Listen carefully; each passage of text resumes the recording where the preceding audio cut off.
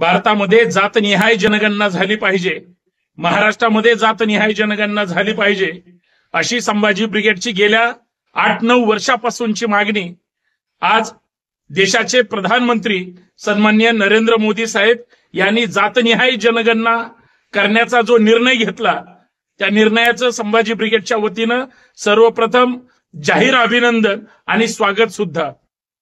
कारण महाराष्ट्रामध्ये, देशामध्ये जातीनिहाय जनगणना झाली पाहिजे. प्रत्येक जातीची आकडेवारी महाराष्ट्रासमोर, देशासमोर आली पाहिजे.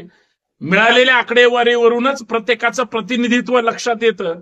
संभाजी ब्रिगेडचे अध्यक्ष माननीय मनोज आखरे साहेब यांचा जो जातनिहाय जनगणनेचा संघर्ष होता, तो आज फळाला लागलेला आहे. देशाच्या प्रधानमंत्र्यांनी उशिरा का होईना जातनिहाय जनगणना करण्याचा निर्णय घेतला. कारण जातनिहाय जनगणनेला माननीय मोदी साहेबांचाच विरोध होता. त्यांनी तशी भूमिका सुद्धा मांडली होती.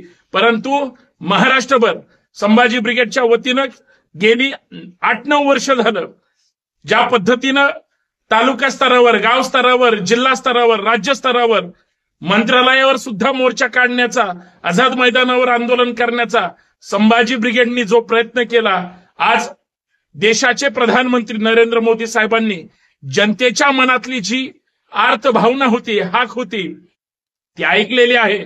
मोदी साहेबांनी घेतलेल्या जातनिहाय जनगणनेच्या निर्णयाचं संभाजी ब्रिगेडच्या वतीनं खुल्या दिलानं, मोठ्या मनानं अभिनंदन आणि स्वागत करतो.